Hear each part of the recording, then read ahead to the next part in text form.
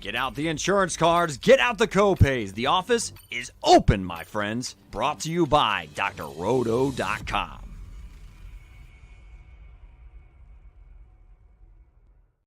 What is up, and welcome in.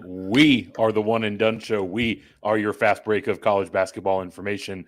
I am your host, Eric Romoff. You can catch me on those Twitter streets at FantasyNav, and he is the OG Money Mike. He is the captain of our ship over here at Green Screens Media. He is MC Holland 34. He is Mr. Mike Holland. Mike, coming with a little bit of a different angle today, right? Live before lock. How you feeling today? How you feeling about today's slate? Dude, I'm feeling good, my guy. You've seen those screenshots the last couple of days. A little first place on Sunday, a little third place yesterday. Today's Tuesday, right? Man, this week is flying. But yeah, I'm excited. I'm a little sad about the early slate. I went ahead and basically faded Graham Ike, and he's breaking the slate, which, whatever. That happens. And then Benny Williams isn't playing. I have one share of him, so that's not fun. Yeah, man, I'm just looking forward to the night slate here. It's going to be a fun one, and it's weird seeing you in the old host chair as our guys Jay Heinrich and Chris Napier are hanging out and taking the day off. So excited to talk about this one, man. Man, bit of a throwback episode here. All of our day one breadheads are used to the old two-man box with me and Mike, but for today's show, we're going to jump into tonight's slate on DraftKings. This is a 6-game slate that offers a 2K to first prize, top prize, I should say. And we've got a lot of big games across the various holiday tournaments that we're going to break down here. The slate overall looks like it's a pretty interesting one. But before we jump into it, these comments are already popping. It sounds like Full-Time 20 was right there with you on Benny Williams. He's ready to turn the page over to the main slate. We've got C Thuggin, CT Huggin, lots of mispriced guys, lots of value on this main slate. We'll definitely be talking about that. And we've got a couple of new faces here, starting with Brock Erickson. Some things stand out on this slate for sure. For you coming in as a new member of the GSM universe, we will be going through our showcase games, and we'll close it out with some picks in the various tiers, so you have a nice player pool. So yeah, we'll definitely touch on those things. Appreciate you swinging through. And then we've got some guy out here named Jay Heinrich, ready to get some bread. Man. Is that at Dr. the William conductor Cannon? of the GSM train at Dr. William Cannon, checking in the comments. And then it sounds like you're not the only one that is ready for the main slate to tip off here. So definitely appreciate all these comments. Definitely keep them coming. We will flash them up and answer any questions that you might have as we wind down to lock, which is about 2 hours time from now. So why don't we jump right on in, Mike? Like I mentioned off the top, 6-gamer, 2K to first. Some pretty interesting lines in terms of how these games match up as we get further into the holiday tournaments. Some pretty interesting pricing overall. So, Mike, why don't you kick us off with our slate overview? What are your overall thoughts on what we're heading into here in a couple of hours? Yeah, I think the two things that really stand out, or two games really that stand out, are the James Madison and Southern Illinois game. Yes, the James Madison from the slate-breaking opening day that sunk me. But, yeah, it's going to be a up-pace, fun game. And then the Kansas Marquette game in prime time tonight, that is going to deliver a ton of fantasy points. So how do you mix and match in those games? What do you do? Can you fade anything in those games? We'll talk about that. And then there's the studs outside of that game. The Edie's on the slate, as well as Kyle Filipowski. So what do we do with them? And then LaSalle is pretty interesting. They play a very tight rotation, but they are in the one game that is projected to be a blowout. All these other games are within a 5-point spread. LaSalle is plus 21 on KenPom. At Duke, the rest of the games are being played in holiday tournaments. So those are kind of some of the things that stand out. What are some of the things that stand out to you? Yeah, that LaSalle Duke game is the only one on the slate that is not a part of a holiday tournament. So the Dukies are pretty big favorites in that one. You know, looking at the rest of the board here for me, like it feels like there's some pretty solid value overall, right? Like, you know, especially when you look at it from a points per dollar standpoint. So you can really get to whatever kind of lineup you want, right? You mentioned Edey earlier. We have our first official 11K price tag of the college basketball DFS season, right? So having that value is going to let you get to guys like that. But also, if people are going to take advantage of that and go all the way up to Edey, it might open the door for more of a balanced build to be kind of a contrarian play, right? So definitely a lot of different ways to attack this one, and we will start attacking it by jumping straight into our showcase game. As we're going through this, let us know what you think of the plays we're talking about. Let us know if you have any questions. If you haven't already, make sure you hit those like and subscribe buttons. It's the easiest way to support what we're doing here at Green Screens Media. So, Mike, that first showcase game, talked about it a little bit already. We've got Kansas facing off against Marquette. This is one that is carrying a 157-point total. Kansas is a 3-point favorite in this one. So the implied lines, Kansas with 80 and Marquette with 77. Let's start off with the Jayhawk side here, Mike. Kansas is coming in pretty strong. 12th on the offensive side, on the defensive side, 8th in tempo. Really everything that you're looking for from not only a college basketball team, but especially from a DFS environment. So, Mike, why don't you kick us off and run us through the Jayhawks side? Hunter Dickinson, what did he put up in that Kentucky game? A 60 spot? I said he was going to get 52, so he went over that. So my line would have not been good in that situation. And he gets Marquette. And last year, what did we say about bigs against Marquette?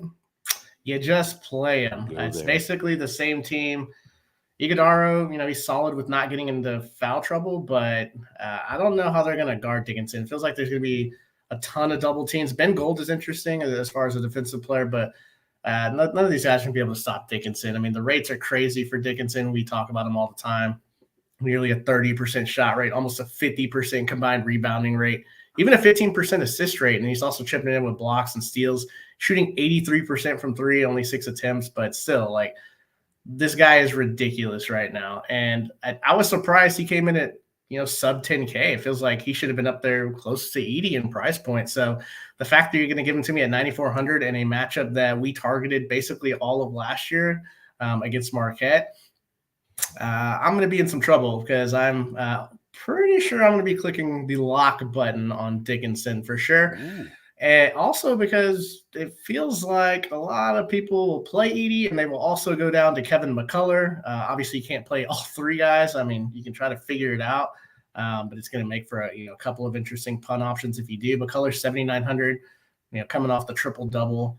I mean, this guy's been a monster as well. I expect him to be popular. The slate kind of depends on which side you're on with his ownership, it feels like, because he could go for a 25 and you're probably going to be way ahead of the field. So I don't know how I'm going to really mess with him because I don't know that I want to put him with Dickinson today, just because that salary is kind of crazy, right?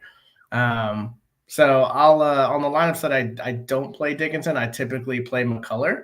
I actually like stacking Dickinson with some other guys here. One guy that I'm kind of crossing off with Kansas, pretty much 5 guys get all the run. Elmarco Jackson, he's 6K. He hasn't done much outside of one game. The rates aren't great. 18% usage, 13% shot rate, 30% assist rate's okay. He's more of a large field GPP option, more of a stacking option. I don't think that I'm going to go here in any of my final builds. I'll probably play 20 to 30 lineups tonight.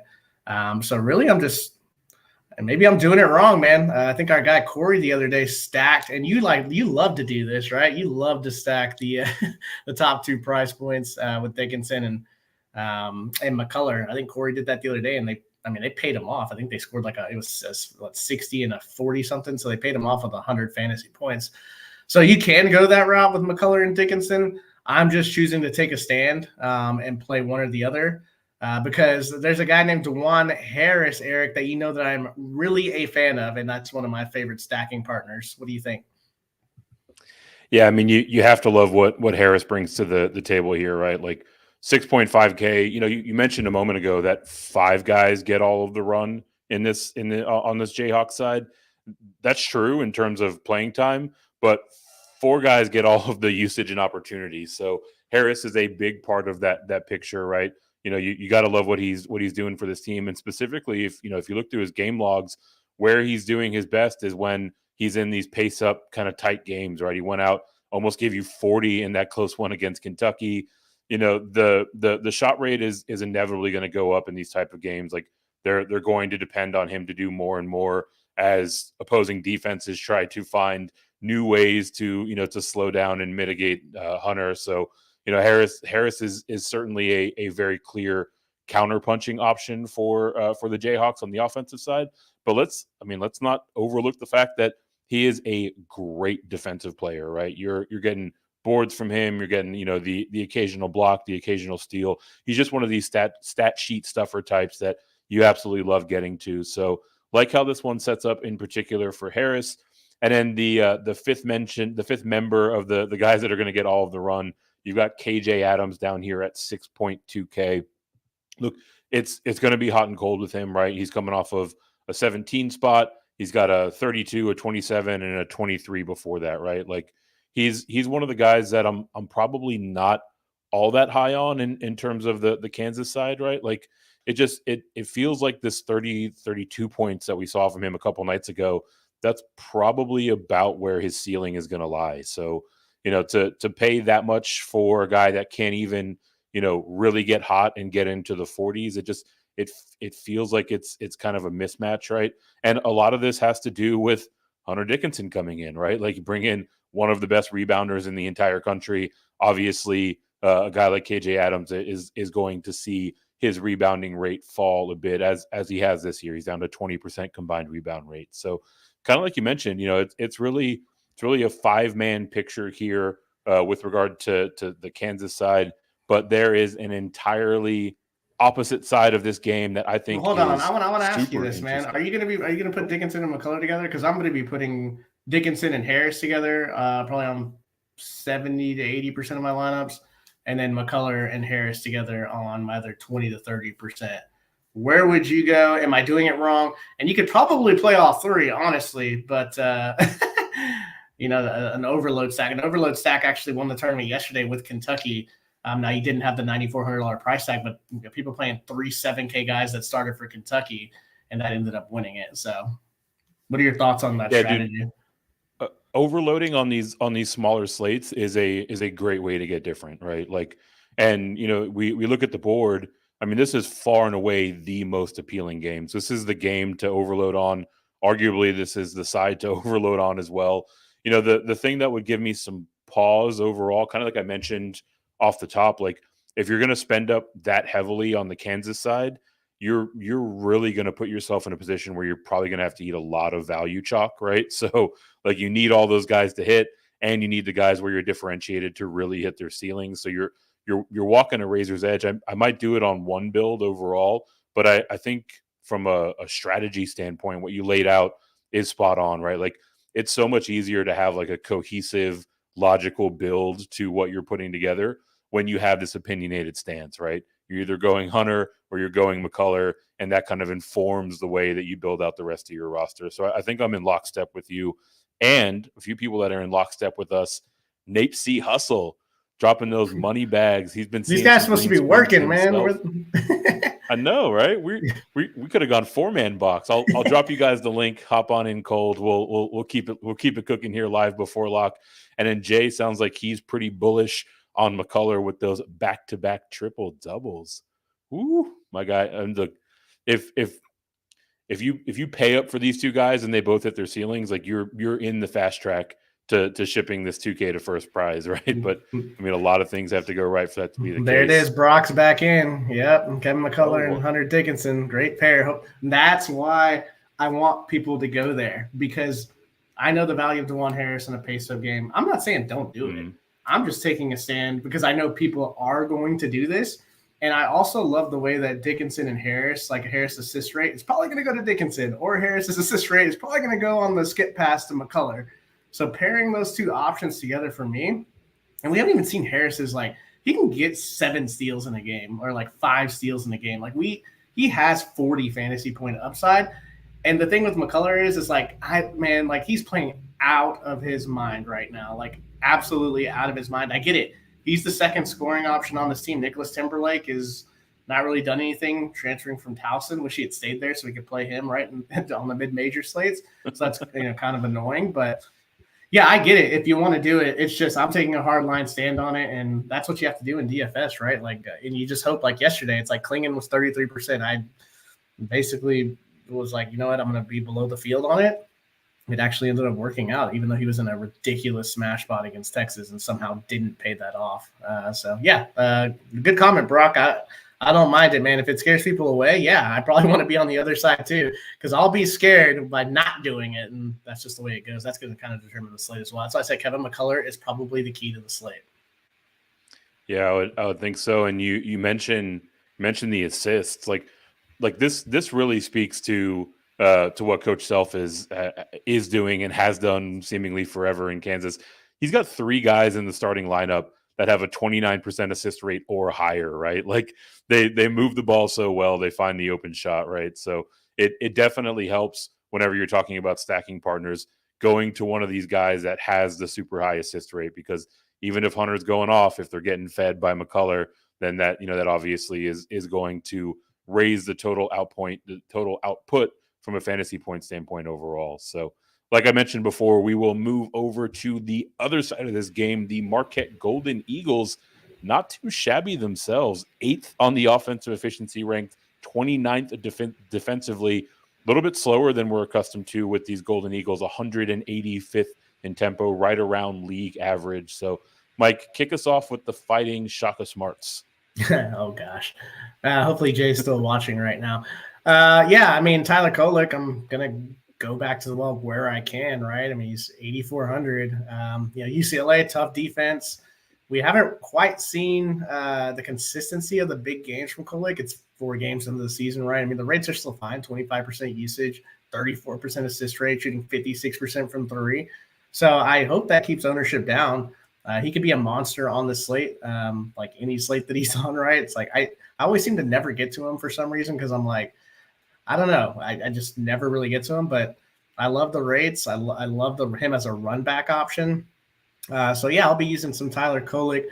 Sliding down $1,200, you can get Cam Jones, who has a 25% usage rate and a 31% shot rate. Now he's doing a little bit more than what he did last year on the peripherals, right? Like he's giving you some assists, even a little bit of rebounding. He's always really good at steals. So he's giving you that, shooting nearly 47% from 3. I like him as a pivot. Right, that's savings, direct pivot from Kolek. I don't mind it as a stacking partner. Now, obviously, you can't play all these guys that are expensive, right? So you're gonna have to make some decisions here. You can't play Kolek and Cam Jones and then play DeJuan Harris and Kevin McCullough and Hunter Dickinson. Otherwise, yeah, you are playing those super chalky guys, and a lot of people are going to try to get to those. Now, Cam Jones, just feels like he's kind of cashy at 7,200.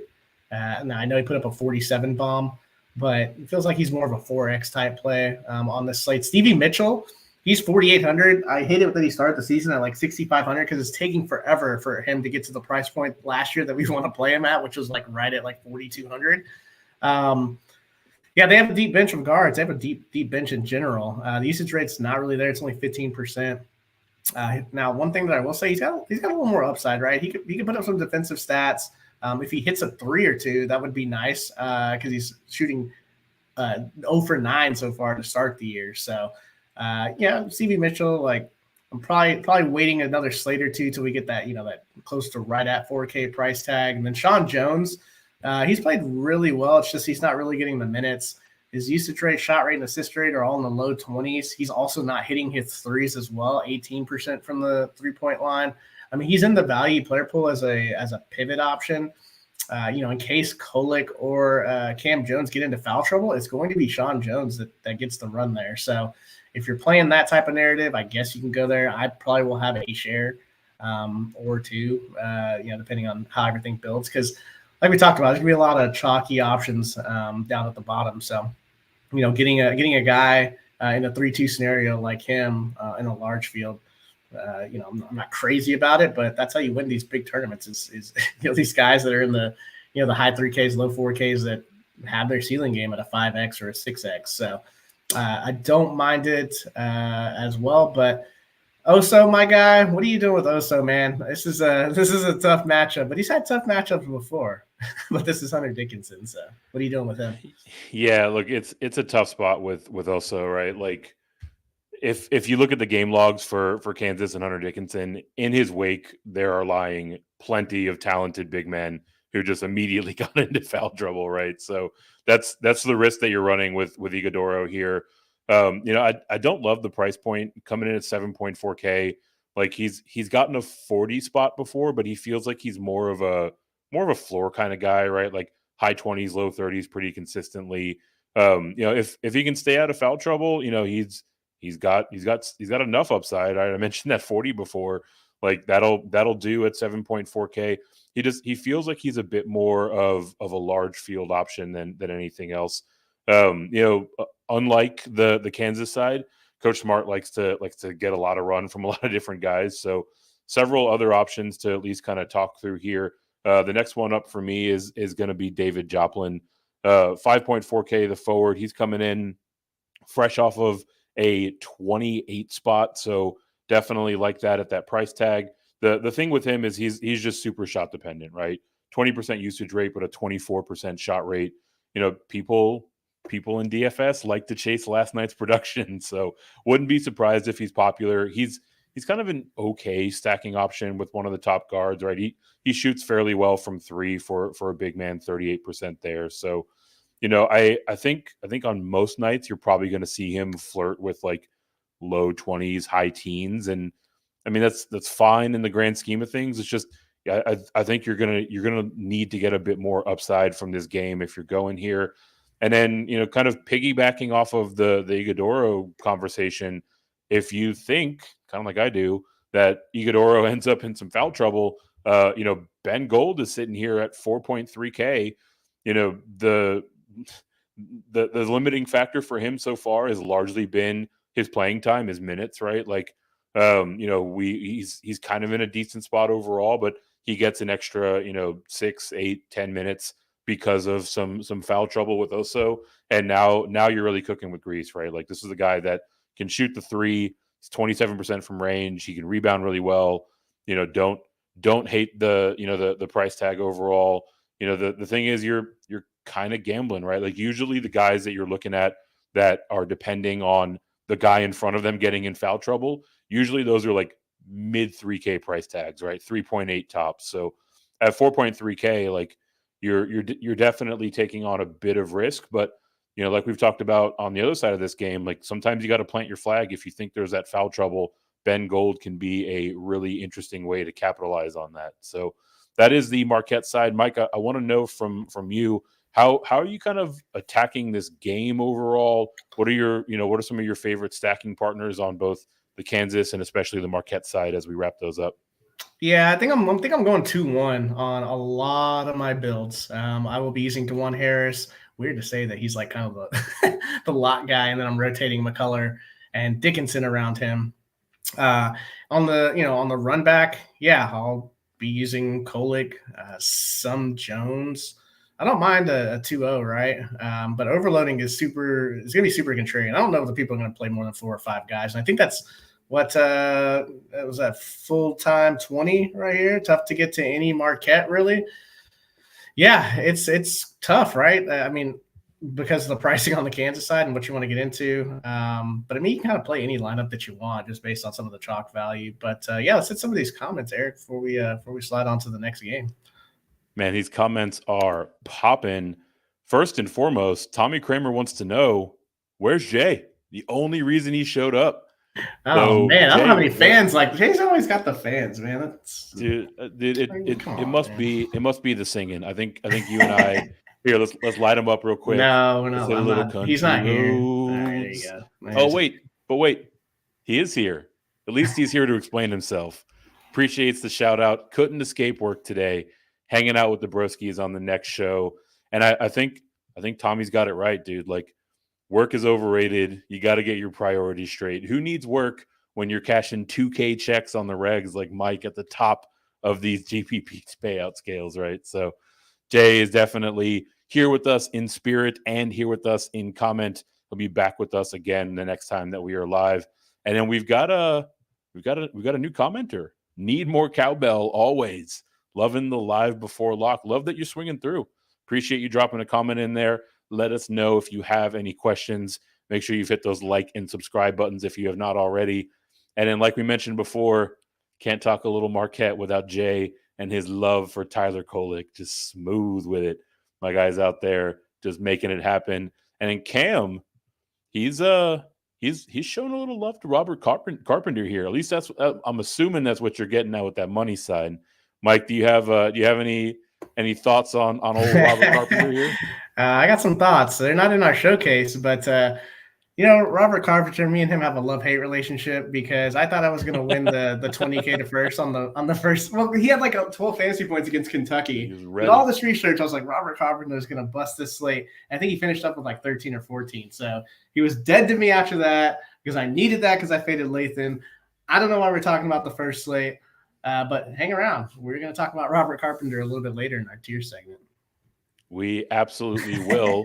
But before that, we will carry on in our showcase, the second of our showcase game, heading to the Cancun Challenge, where we find everyone's favorite Cinderella story, the undefeated James Madison Dukes, 4-point favorites against the Southern Illinois Salukis. This game has a 152-point implied total. That leaves James Madison with a team total at 78 and Southern Illinois at 74. We will start with the favorite Duke side. Mike, taking a look at these James Madison players, kind of some interesting price tags overall. Where are you kind of going to first as you break down the Duke side? Yeah, 9th in tempo, and we've already seen them play. People are going to play these guys all over the map today, and so will I. 78-point implied total. Their star is 6,700 and Terrence Edwards, and everyone else is under like 6K. Cheap. Here we go. So, let's start with Edwards, man. Since Jay's in the comments, you got that relief pitcher, starting pitcher eligibility with the guard forward. But what I like about him the most is the usage rate, 27%, and the shot rate to 28%. He'll hand out a dime or two, grab a board or two, shooting 47% from three, and he takes a ton of them. So, love that. He really just kind of does it all for this team. He's the one guy that you can really count on for like big time minutes, right? And he hasn't been below 31 fantasy points basically the entire season. So, if you keep that train rolling, that's pretty much 5x, and he should be super popular. If you fade him, I understand, because at the end of the day, right? Like, it's DFS. Like, fading these type of plays gives you a big advantage. I will not be doing that as much. He's another guy that you probably want to hit the lock button on. If you fade him, good luck. And every time I say that, the guy comes out and has his career low fantasy point outage. So there you go. I just made you a lot of money. If you're not playing him, then I would probably play TJ Bickerstaff. He is the transfer from Boston College, also smashed on that first slate with the 43-piece against Sparty.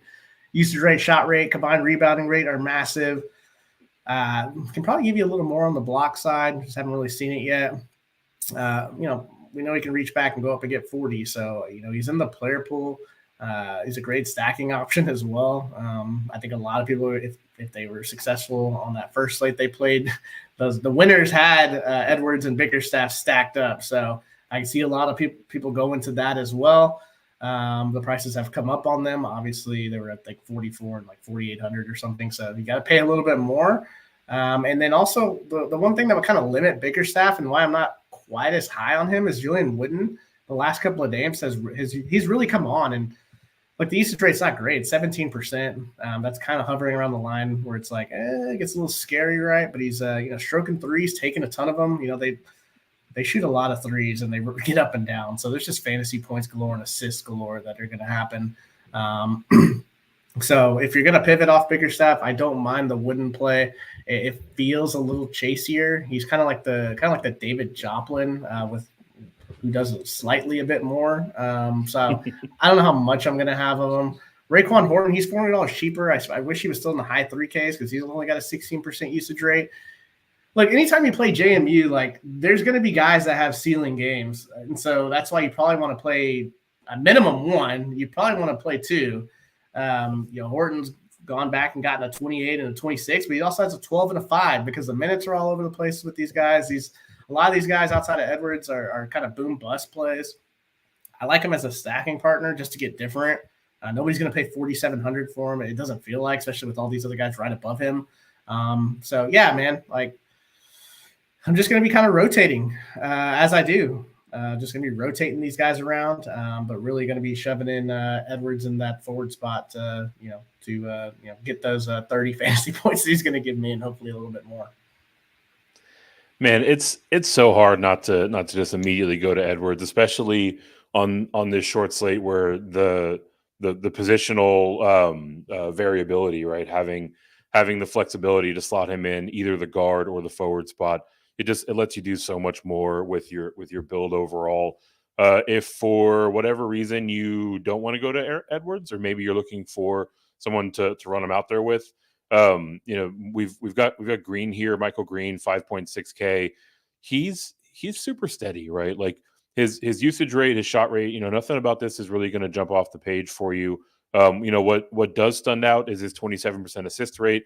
He can chip in a steal, 3% there. And I mean, you say Edwards takes a bunch of shots. Michael Green is 44% from three. He's got 23 attempts already, right? So, he's a guy that can, fill it up from outside. You land a couple of those at a mid 5K price tag, and he's doing a lot for you. I think the take on him overall is, it's a good spot. It feels like he's a bit more of a cash player, right? Like he's usually turning in kind of these low to mid 20 performances, which is fine in a smaller field or a single entry. But you're trying to ship this big one. I think you need someone that's going to have a bit more upside.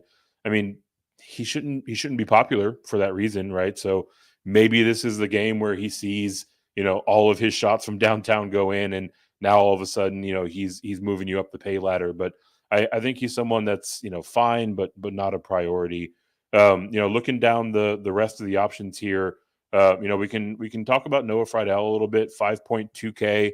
You get some savings off of Green. You get even more savings off of Edwards. I mean, this guy came out red hot, right? 25 and 27 to open the season, and then he's kind of cooled down a little bit, right? His rates have come down overall. He's shooting well from downtown, like you mentioned earlier, Mike. Like this JMU team just loves to spray it from behind the arc. So, I think this is someone that you probably look to fade overall. I mean, if he's a way to get into the JMU side of this game. It's just he's really gonna have to see a lot of his shots go through. He's probably gonna have to take more shots than he's been taking over the last couple of games to really pay off this price tag. And then the last name, if you're really looking for a good amount of value, you can go all the way down to Xavier Brown, 3.9K. I mean, look, it's really a punt option, right? Like when you asked me earlier about paying up on both of the Kansas players, if you're doing that, it's going to put you in the Xavier Brown business, or at least guys kind of along these lines, right? So, in terms of punt options, he's fairly solid, right? 21% usage, 21% shot. These are things that you like to see, in these tight matchups. With JMU, like these minutes can kind of be all over the place. That's sort of been the story with him, right? Like 10 minutes in the last game. He's got a DNP out there. He played 24 minutes earlier in the season, right? So like, the thing about it is you're really rolling the dice. This is what you're going to have to do if you want to go, superstars and scrubs. So something to consider. But I think he's really more of a contingent option if nothing else. So that's the JMU side, Mike. Any other thoughts on how you're piecing this side together? Or are you just kind of looking for one-off options here, maybe some stacking partners? Yeah, no, I'm really trying to get to Edwards. I do like bigger side. I like your Green call. I think he's interesting in a large field tournament. Friedel, probably not. Wooden's okay. Yeah, there's a lot of guys, man. Like, I'm just like, if you could tell me who the other guy is that's going to go off along with our guy, Edwards, then yeah, that'd be awesome. And I love the comment here from Full-Time 20. Historically, the Salukis play solid D. So it's definitely not a lock for JMU. I'll counterpunch at that a little bit. Southern Illinois right now, 117th in the defensive efficiency, so pretty solid, right, to start the year. But their opponents so far, Kentucky State, so not a D1 school. Queens, they beat up 91-68.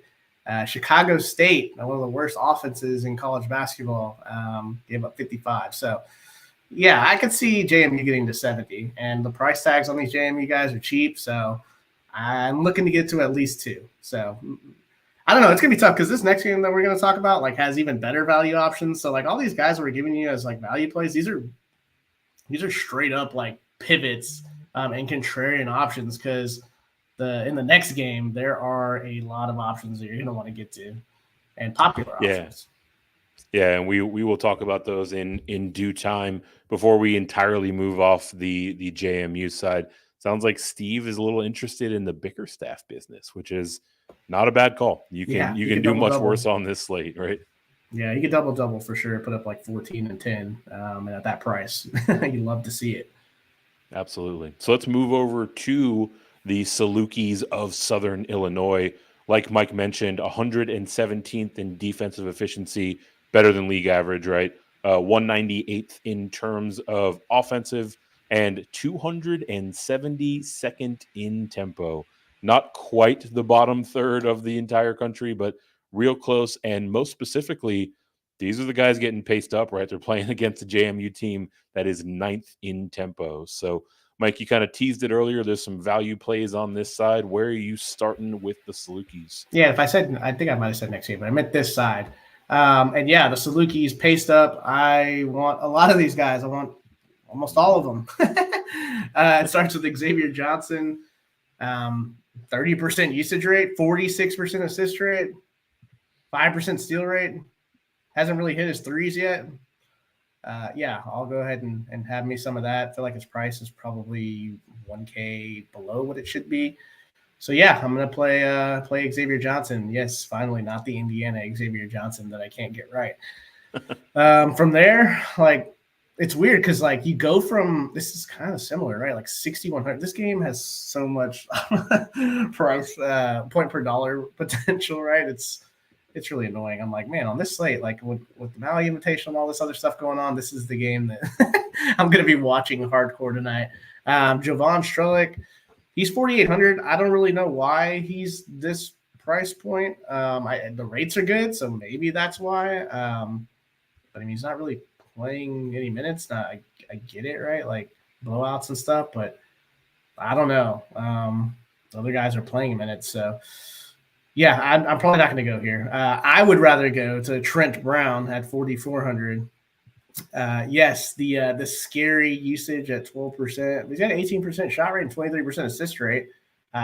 Really shooting it from deep. He's one of the cheapies that you can play. Anytime you get threes and assists, right? Like that recipe for those little bonus 0.5s. And then I feel like he's going to be pretty popular. So that's always annoying. But yeah, those are some of the guys that or at least two of the guys I'm looking at. NC Strelick, I'm just not even going to play. So what are your thoughts, man? Clarence Rupert, he has a chance to double-double. Do you like him? Yeah, I mean, what's not to like? The double-double potential is absolutely there. The price tag is juicy, 4.6K, right? Like I think he's probably going to be a bit overlooked in the grand scheme of this slate. And you talk about some of these guards with their lofty assist rates. He kind of makes a pretty interesting stacking partner, right? Like the upside's there. The floor is seemingly around 4x pretty consistently. And like we mentioned before, like this is the side getting paced up, right? So there's a lot to like here. Some of those lower kind of floor games have been blowouts as well. This one projects to be a bit more competitive. So definitely like how this one is shaping up with regard to Rupert. If you want to save a little bit of money, you can go down to Troy D'Amico, 4.3K. I mean, saving money is one thing, but I don't know if this is really a play for me, right? Like the rates aren't exactly what you're looking for. 13% usage. Like even when he's out there, he's not getting the ball in his hand. He's not doing much with it. He's kind of one of these all cardio team type guys where, he'll see 30 plus minutes, but I'm dead. he's not doing anything other than working on his fitness, right? So I'll probably strike through his name. If you really want to get weird, you can do it, but it's not really for me. What is for me, probably one of my favorite plays on the board. Everyone's favorite play is AJ Ferguson, right? We're talking about a guy kind of like Mike alluded to, probably going to be pretty popular, right? 3.9K for a guy with a 27% usage rate, 23% shot rate, can chip in a steal here, right? Like he's going to be on a lot of rosters. The thing to keep in mind is like he's only shooting 20% from range, but I mean he's almost hitting 1x every time that he puts it up there, right? So like the upside's there. If he takes a few more shots, I think we can see him, really, really explode. And this is keeping in mind that he's coming off of back-to-back 23-point games, right? So Ferguson's probably my favorite play on the board from a value standpoint, and the upside's there. So Mike, I think the question that it poses, knowing that he's going to be popular, knowing that we're going to need some salary savings, like is Ferguson how you're doing it? Are you looking to save money somewhere else? No, this is the way to do it, man. He's almost a lock button, and he's going to play 30 minutes. He's going to take a bunch of shots. Yes, we didn't forget about AJ Ferguson. Sometimes we like to bury the lead really deep so that way we can dig it up. I just think he's a phenomenal play, an awesome play. But I want to go back to your comment about the cardio guy, man. I wasn't prepared for you to drop that line. The all cardio team. The all cardio team, just like Michael Gallup, right? If you know, you know. You out there just working on your wind sprints, right? Oh, that's pretty amazing. Good stuff, man. Yeah. So give Ferguson your lineups. This is another game you can. Oh my God! Like you can just 3-2 stack this game. It's gonna be a popular game, man. There's a lot of ways to go. It's gonna take a big score tonight, so I'm excited about that. Sometimes I hate it when it takes big scores, but tonight, why not, man? Like we haven't had like these massive scores yet. And the pricing's been pretty good to start the year. Last couple of years, it's taken forever for the pricing to kind of catch up, and they did a really good job starting out the year. Pricing the mid-tier guys like way up.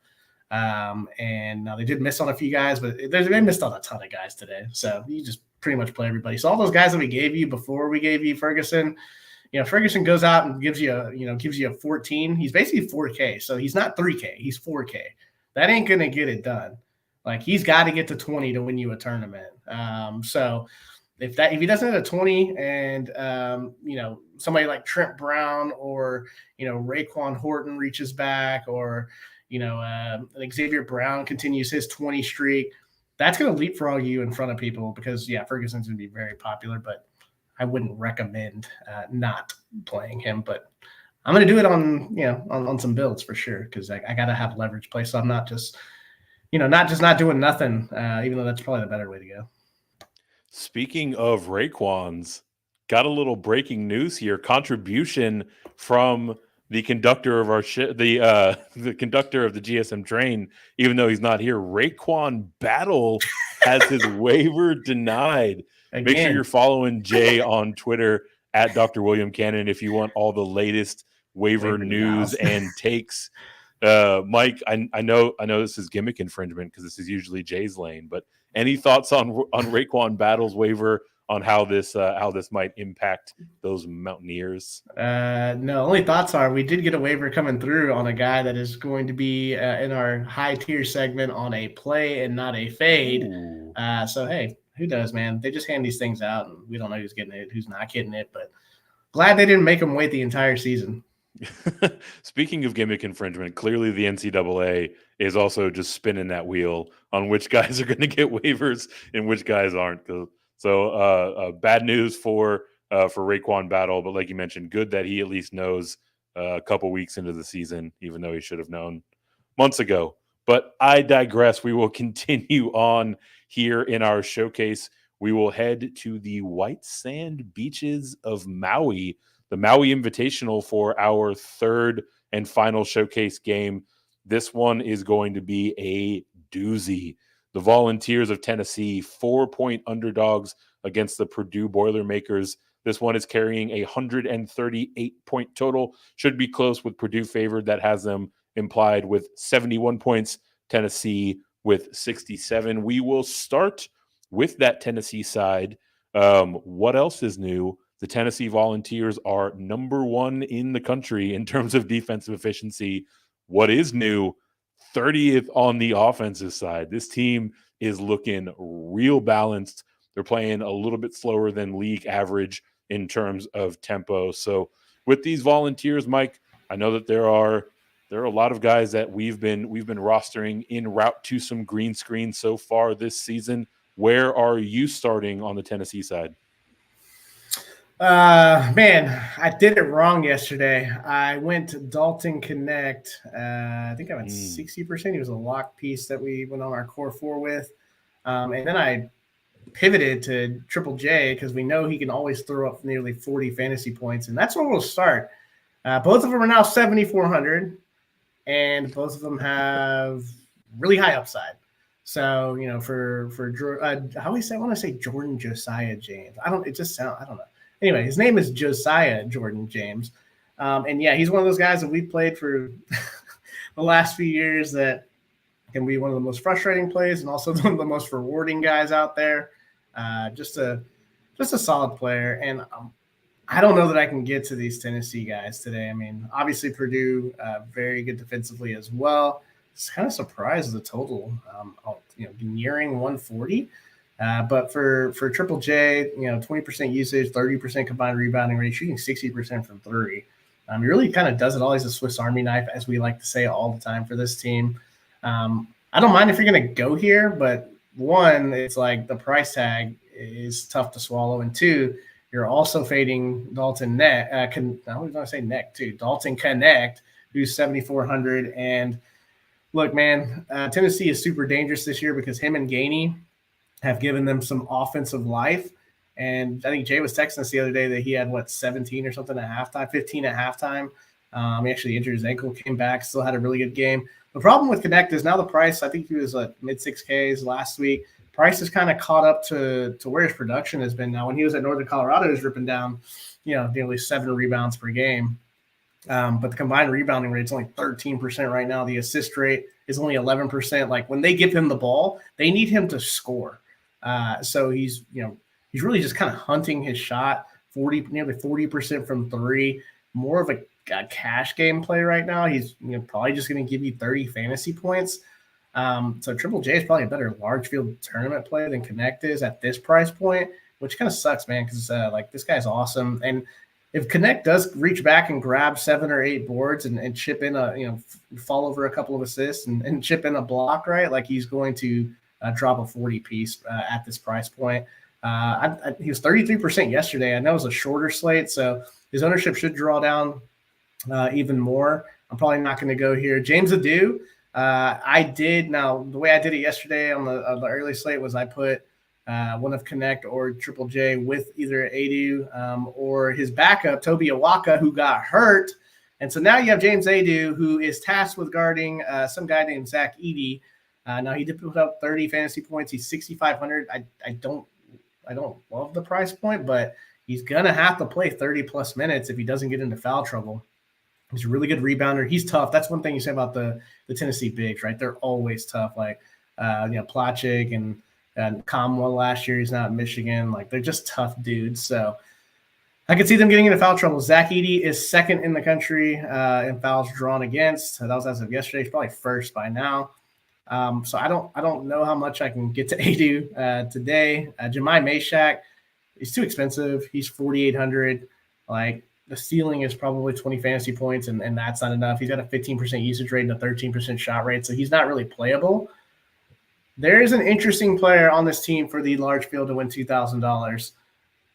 Eric, tell them about our guy Santiago Vescovi and why he's going to win you $2,000 at 6,600.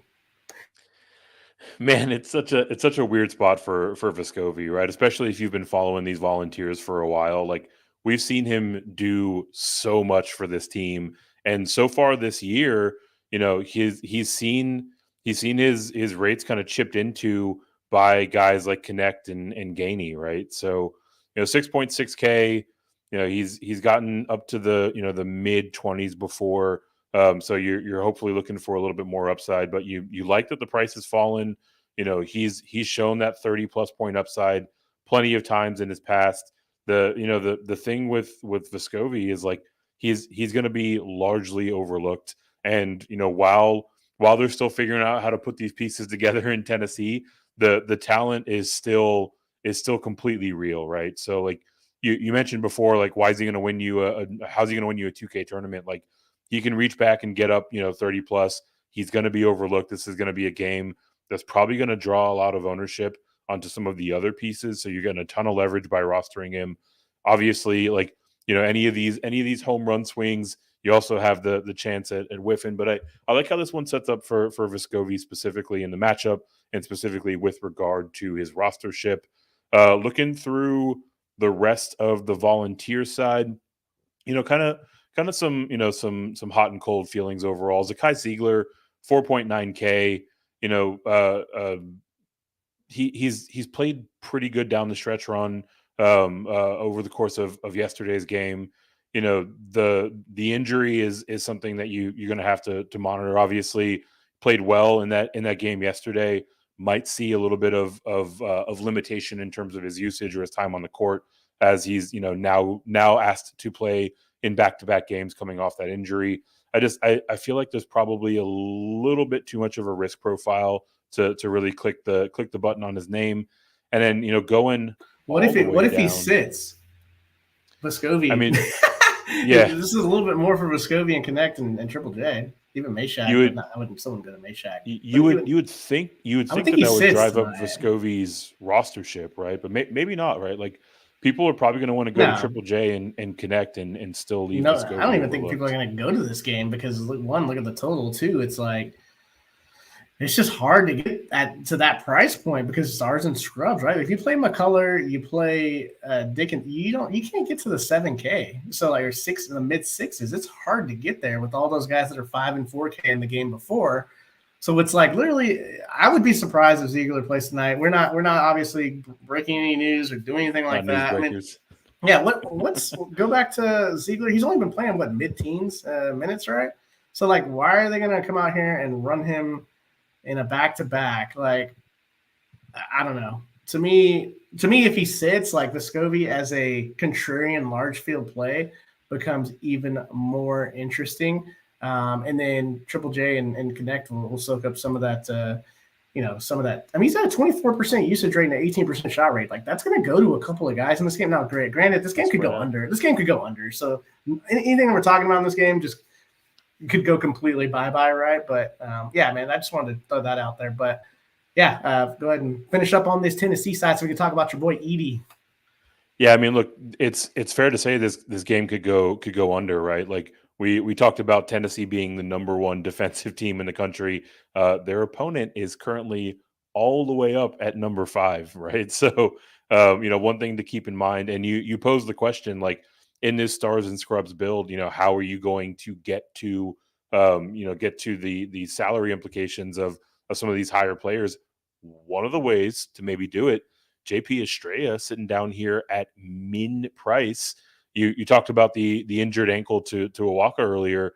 I mean, he's going to be the next man up, right? Like, in that last game where Purdue really established themselves against Gonzaga, Zach Edey had Graham Ike in foul trouble like immediately, right? So we're talking about a min price guy that could get a bit more run. His rates aren't really anything to write home about. You're fine with the 24% combined rebound rate, but I mean, he might have to play a fair amount more. And from a salary release standpoint, like getting a 3K guy in there on this short slate, like that gives you a ton of flexibility, right? So, we'll call this the let's get weird section of the show. Yeah. But I mean, min price guy that can push into well into the double digits in terms of minutes, which would probably be about double his season average. Like, is at least something to consider, if nothing else, right? Yeah, I mean, yeah, you really have to play narrative street, right? And I mean, it's plausible that AD gets into foul trouble because there's really no one else that you're going to put out there. So if Estrella gets 25 minutes, yeah, I don't know, man. Like it seems a little too crazy just because you don't have to really get there. Even if you play ED, would be sick. I mean, it's possible, right? Like, yeah, for sure. But now we're playing the the possibility game. But isn't that what DFS is? The possibility game. Yeah, exactly. Or you could just be rocking with us in the comments today, and just enjoying this banter. We got Jay in Stitches, little commentary on what Raycon might be doing with his free time, and then we got full time 20 throwing a little shade. Vescovi over here drawing Social Security. the co-ed usage rate. Dude, he's got to be deep into his 20s at this point, right? It just feels like he's been in this game forever. Absolutely. And he's going to be the guy paying me off tonight. Yeah, right. I mean, I'm talking like a 5% play, but still, man, he can reach back and go for 34 at 6,600. And that's can plenty in this one.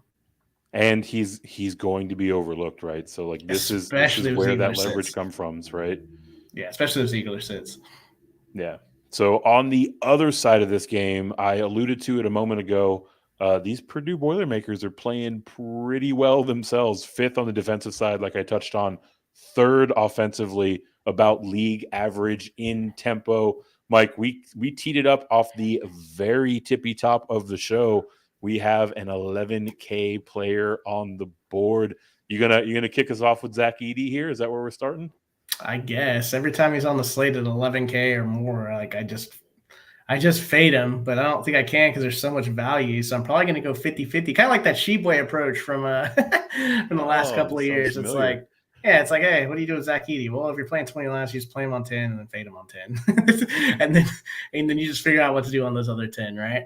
So, I mean, yeah, it's like Luka Garza level pricing. I mean, you can get here 50, 52, like – I don't like the matchup, man. Like it's just Tennessee, like first in defensive efficiency. I get it, right? Like they don't have a lot of bodies to throw at him, but Rick Barnes, man, been on the block. This isn't the first guy he's ever faced that's super talented at that center position. So yeah, he's a little scary, especially the price tag is the thing, man. It's like, oh my goodness, like if he puts up a 38.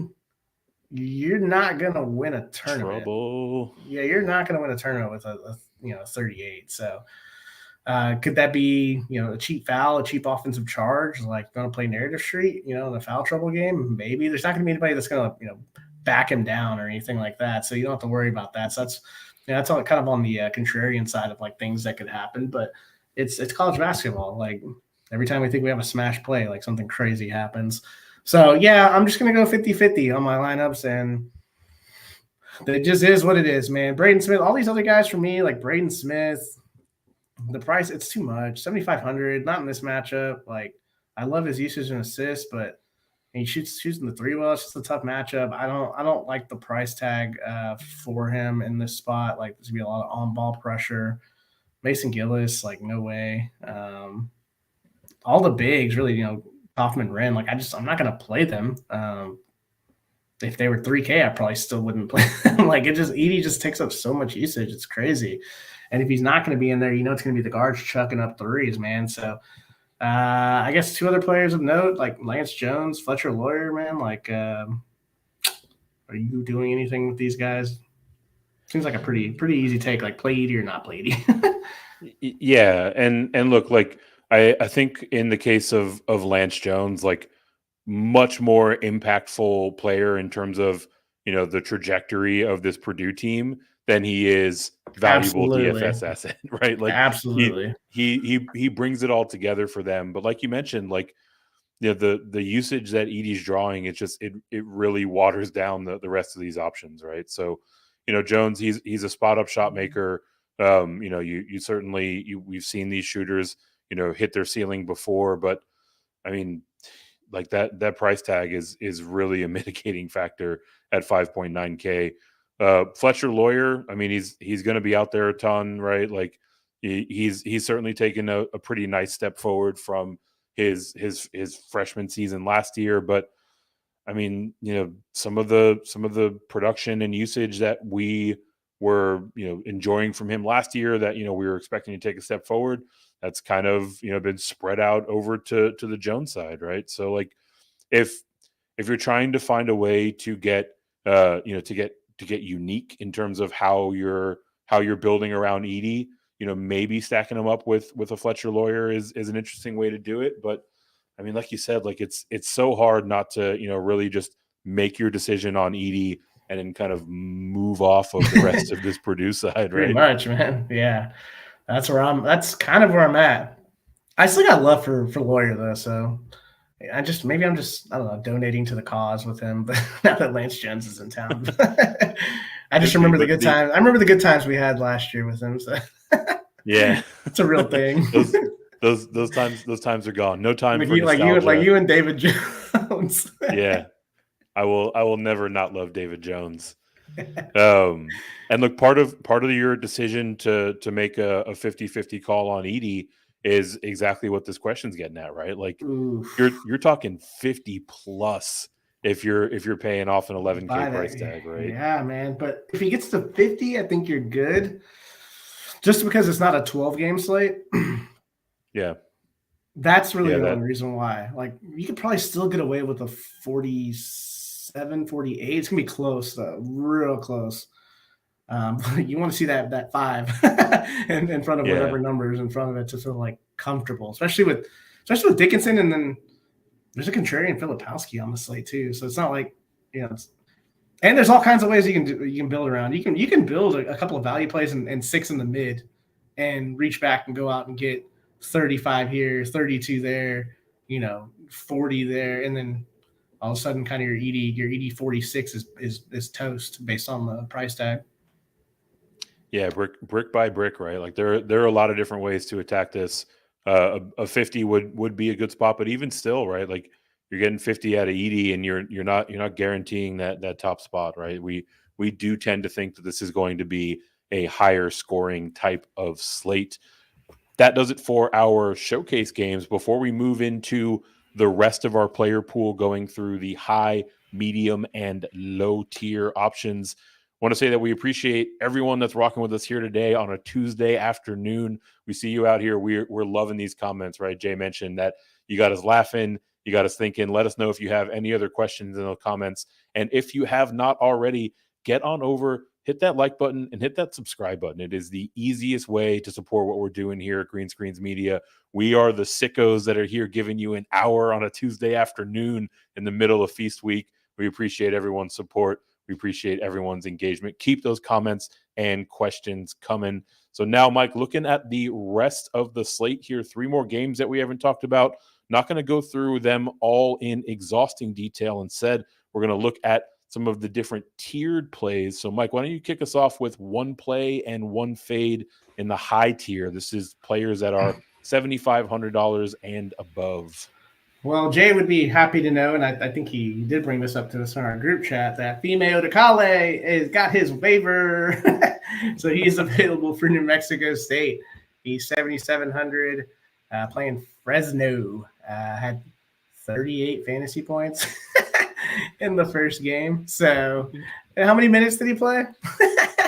Like 22? 22. That's a pretty good rate. Yeah, that's pretty good. So, You think that holds if he plays 30? Yeah, I think it holds if he plays 30. So yes, sir. It's just the price tag, and why Connect and like Triple J are going to be contrarian.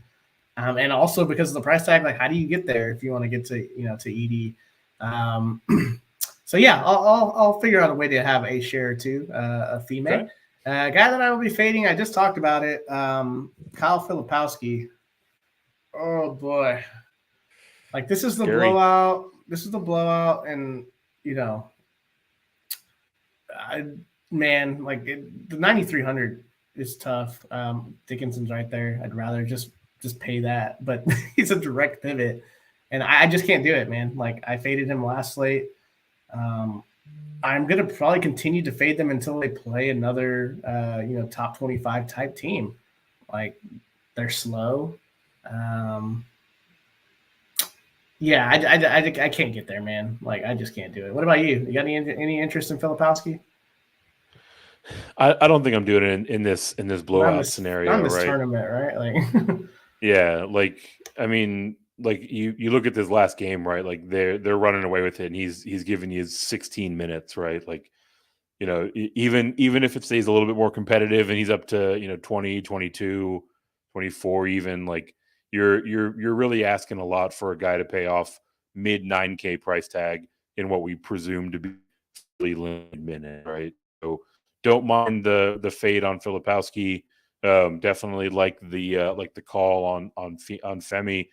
For me, looking at the top tier here, one of my favorite plays to get to um, is Isaiah Hill, the guard for Fresno State. He's right at the line, 7,500. This is a guy that, I mean, he's fourth in minutes played in the entire country, right? Like this is someone that is out there a ton. He's giving you 37, 34 burgers, 20% shot rate, 30% assist rate. The price is great overall. So definitely don't mind getting to him at 7.5K. And then on the other side, Khalil Brantley is probably my fade. He's also right here at the 7.5K kind of cutoff line. He's the guard for LaSalle.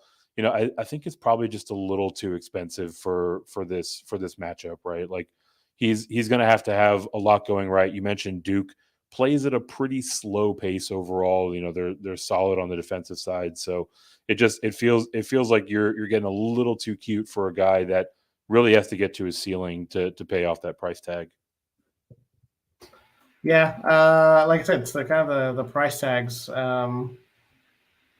Man, like there's a lot of guys at that 7.2 to 7.5K that I have a lot of interest in. I think we got a comment here. BD816, he dinged up an ankle in the first half. Yeah. So, but the thing is like, look, we know Filipowski, right? Like they're not gonna take any chances with him. Obviously, he is their premier player. So seeing him play more than 25 minutes in a blowout, right? I just don't see it. So.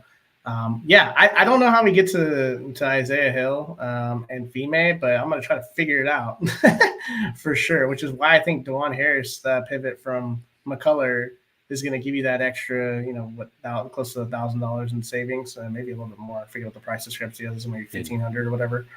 So you're going to need it. You're going to need to get into that JMU game. Yeah, all hard. All the chalky guys. Savers, like you're going to get all the chalky guys. Yeah. So yeah, absolutely, man. Cool. So Before we move on to the mid tier, the old mid tier, Tommy's showing us some love. Thanks for showing up. Unlike Jay, grade A stuff. Look, Jay is also bringing us grade A stuff. He's got responsibilities, right? And he's a little hurt. He thought we was cool, Tommy. And we're cool. We'll see Jay back next time we're live. Tommy, we know that we'll see you back. You are officially part of the GSM universe. And like I mentioned before, let's move into those mid-tier plays, 5,500 to 7.4K. Mike, one play, one fade. What's catching your eye here in the old mid-tier?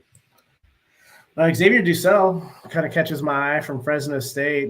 He's 6,100. Like we talked about that matchup against New Mexico State.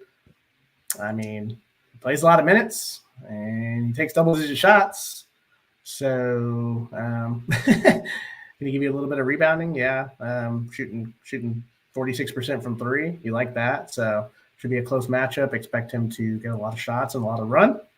And then let me give you a bonus, man, because we kind of dogged on LaSalle, right? The plus 1-1. The plus 21, man. So like, look, the thing is, LaSalle they play a tight rotation. So like you can get some of these mid-tier guys like Brickus, he's 6,200. I don't mind that. Both of these guys we're talking about here, and the other one here is Deshaun Shepard, 6,400. They're gonna play 30 plus minutes. So it feels like one guy on LaSalle is gonna go for a minimum 4x, like just based on if they score at least 55 points. Now, whether they score 55 points or not might be a legitimate question. It might be a question. So yeah, don't go crazy here. But a way to get different, I don't think anybody's going to own these LaSalle guys. Sorry, man. Sorry, I had to. It's all right. Allow it. I'm going to have chip in one every now and then, one every 10. So, what do you got, man? Who are you rocking in this mid tier, my guy? Well, we still need your fade, don't we? We gotta fade somebody here. Caleb Boone. I'll go Caleb Boone. No, He's 6,600, and he burned me yesterday. He just doesn't play enough minutes, man. Like it's tough. I was hoping you'd get more run there too. Yeah, they play a bunch of front court minutes, so it's like it's a rotation, man. So give me the goods, man. So pass on DJ Cali Boom. All right, DJ Cali Boom crossed off. For me here in the mid tier, gonna go to Jordan King as my play. 6.9K. I mean, he's shown plenty of upside, right? Like that 34 spot you got in the last game, you're certainly happy with that. But he's also, I mean, he's gone out and gotten into the mid 40s before, right? So definitely like the way this game sets up. His usage rate, his shot rate are just absolutely massive, and he's going to play basically in the entire game, right? Back-to-back games, he's coming off of 38 spots. I mean, there's just so much to like about how this one sets up for King. And then we'll keep the drumbeat alive in terms of players that we're fading. Jeremy Roach, one of our favorite players to fade seemingly in general, but also in particular in this game environment, right? Like to pay off 7K, I mean, the best he's done all year, he's gotten you a 30 spot, right? Like we've made a career fading Jeremy Roach. This is a guy that I don't think we can realistically consider until he's like sub 6K. Does that sound about right? Like 6K flat, yeah, a little like bit 6K, less, Mike? Yeah, like 6K. And then also competitive spots. Like not in these, I'm going to pay 7K for Jeremy Roach and blowout spots. Like you're just not going to do it. They're just going to dog walk him today. Like there's no way that he gets to his ceiling, right? Yeah, I mean, watch. Now that you say that, we can play the replay. Here he comes. We'll cut the clip. 42 or something. Yeah, mark it. 10 for 10 from the field. So we've spent plenty of time today gasbagging about how you need to find ways to save money to get up to these top tier plays, and the best way to do that is trudging around down in the low tier. So Mike, 5.4K and below, one play and one fade. 1 and 1. All right, I'll stick with New Mexico State, and I believe our guy C Thuggin talked about him earlier. Robert Carpenter, Mr. Carpenter, 4,100 against Fresno. He's got a 30% shot rate. He loves to shoot the ball. Look at his game log. Like, what are we doing here? Like, at 4,100, like, we know he can reach 4K. Yeah, I'm like, he should probably be right at 5K. So, look, the thing is, the floor is real. Like, I would not be surprised if we went out and got you a 13 or 14 because I've seen it firsthand. I watched it happen live. But really, outside of that, he's been at 4X at this price point. So, yeah, I mean, I don't mind. I'm going to have a few shares, especially at that forward spot. You'd love to see it. And then I'll fade his PIC here, his partner in crime, Jaden Harris. Now, with Fime coming over, like one of these guards is going to take a massive hit. It feels like it was Harris. When the minutes are down, and it feels like the usage is going to start coming down. So, yeah, I mean, if you want to take a flyer, okay. But, yeah, this is more of a casualty of the colleague coming through. So, who you feeling? You got anybody from the New Mexico State side that you like? I do, yeah. I don't mind dropping a quick 4.4K on Cook, right? Like Christian Cook, coming in off of a 35 spot, which is fantastic for the price tag. I'm kind of surprised that he's still in kind of the mid 4K range here. He's kind of he's kind of surging here, right? Like you don't need to go crazy. I think he's probably going to be a little popular because of that big game that he's fresh off of here. But I mean, look, he gets you some salary relief. He's on the floor a ton, right? Like there are a lot of things to like about how this one sets up. And then for my fade, man, it's kind of tough down here. I mean, there's a lot of guys to potentially cross off the list. I'm gonna go to Isaiah Cottrell. He's sitting here at 3.8K. I mean, look, this is a guy that's got some single digit performances here in his game log. I mean, he did have that that mid 30 burger, which is fine, but for UNLV, like Boone and Hill are really getting all of the usage in the front court. He just, Cottrell just doesn't play enough, right? Like he's not getting the minutes. When he's out there, he's not seeing the ball in his hand a ton, right? So like, there's that ceiling game, but that was really the product of a lot of guys being ruled out. So I think you're probably getting a little too cute if you're chasing Cottrell all the way down here at 3.8K. So Mike, we have run through a lot here on this 6-game slate. Good thing that we've run as long as we have, because we gave an opportunity for Mama Rocks to get in here. Hey, almost Mama Rocks missed us, but you're here. We're glad that you're here. And she wanted to know. We've already announced it, but just for Mama Rocks, how's the view from the top, Mike? Yeah, it's pretty good. Yesterday, right here, it was a little third placer right there. Third placer. A little third placer there. It's funny, man. Like Addy Mara, who I got screwed over by because what's the guard's name from UCLA? It's skipping my mind now. He did not play. He was suspended, or not suspended, but he had a DNP coach's decision when he was like, what was he? It was like 50%. Dylan Andrews was 50%, which is ridiculous. So I knew people were going to go to Addy Mara, but I found out that he was going to be back in the starting lineup like minutes before lock, and I was sitting in 12th, and I was like, you know what? If he starts, Addy Mara is going to the bench, and he's the backup center to Bona. So like, why is he going to play that much? Addy Mara I ended up splitting the difference. Asked my wife, I was like, what would you do here? She's like, I don't care what you do. She was like, split it down the middle. I was like, okay, I'll split it down the middle. And I was like, but I'm going to do it on, the starting with my 12th place team. Split it right down the middle. Ended up leapfrogging a ton of people up to third. I feel bad for some of those people because Mara was 40%. I think he only played like 7 minutes because Bona was out there. He played 4 fouls with like 11 minutes to go in the game. They didn't even take him out. And then Dylan Andrews had a good game. So, yeah, it's just the way it goes sometimes, guys. And it's hopefully why we're here to bring you all this information, because sometimes the way you think it's going to go, it's DFS, man. It goes the complete opposite way. Yeah, it certainly can. And those late game pivots, those are the stuff that dreams are made of, right? So definitely appreciate that that the misses shot you in the right direction.